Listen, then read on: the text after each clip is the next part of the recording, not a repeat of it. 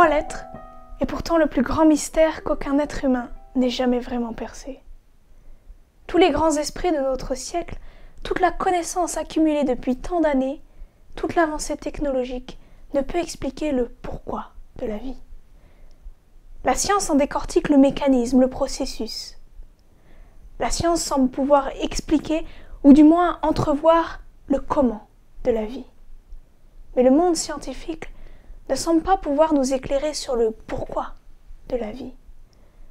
Malgré tous les incroyables progrès que la médecine a connus durant ces dernières décennies, aucune découverte, aucune molécule, aucun traitement ne peut maintenir la vie.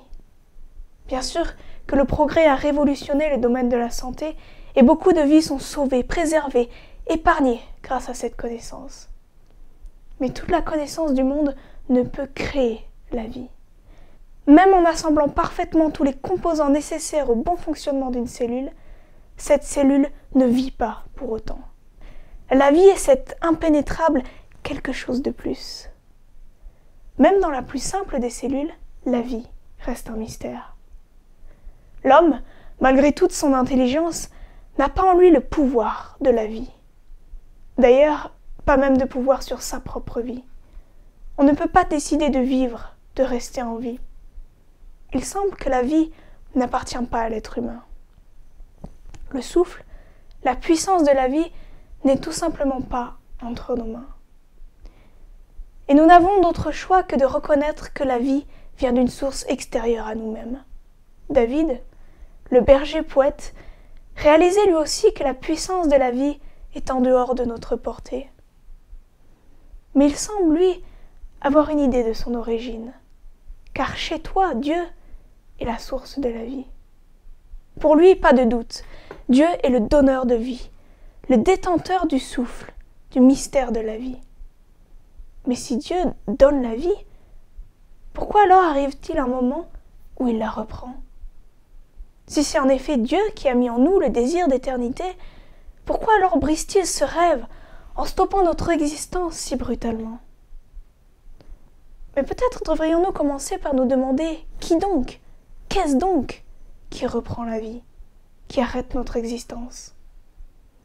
Nous ne sommes pas les premiers à nous poser cette question. Ézéchiel se demandait lui aussi, 500 ans avant Jésus-Christ, pourquoi ?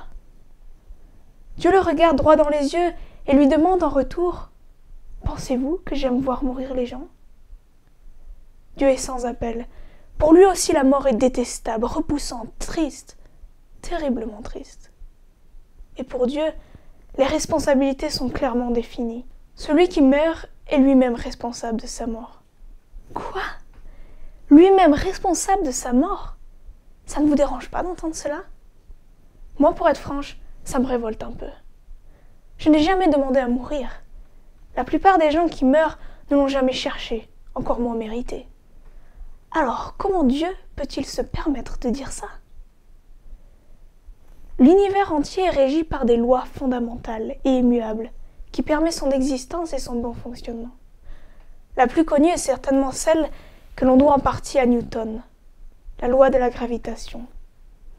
Mais il en existe une autre, plus méconnue, souvent négligée et pourtant tout aussi essentielle, la loi de l'amour. À dire comme ça, on se rirait presque. Parce que la loi de l'amour, ça fait beaucoup moins sérieux que G égale 6,67 par 10 puissance moins 11. Et pourtant, si on y réfléchit, ce n'est peut-être pas si bête. Avez-vous remarqué comment dans une atmosphère aimante, les gens s'épanouissent ? Les enfants grandissent équilibrés, les blessures guérissent, les choses progressent.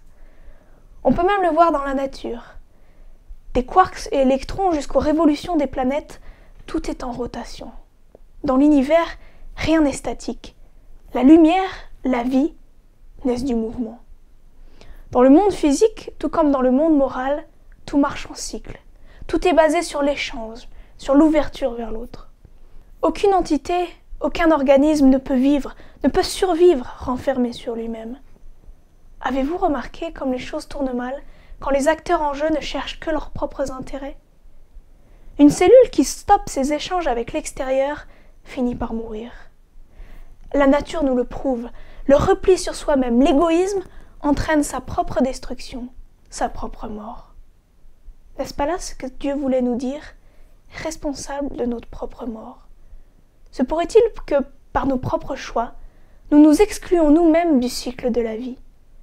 Se pourrait-il que je sois si renfermé sur moi-même, si égoïste à toujours chercher mes propres intérêts, que j'ai moi-même stoppé les échanges qui entraînent la vie? Se pourrait-il que par mon choix, je me sois débranché, isolé de la source de la vie? Aurais-je brisé la logique de l'univers? Cette cellule qui aurait décidé de ne vivre que pour elle-même, en arrêtant d'échanger, de donner dans un élan désintéressé, se coupe de la logique du processus qui lui donnait la vie. Et si elle vit encore un peu, elle ne vit que sur sa réserve, elle fonctionne sur batterie. Se pourrait-il que je sois cette cellule? Se pourrait-il que Dieu n'ait jamais prévu, voulu la mort? Se pourrait-il qu'il n'en soit en aucun cas le responsable? Se pourrait-il que la mort ne soit que la conséquence logique d'une loi universelle ignorée, méprisée, brisée?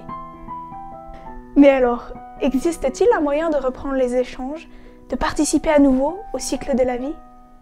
Peut-on se rebrancher à la source?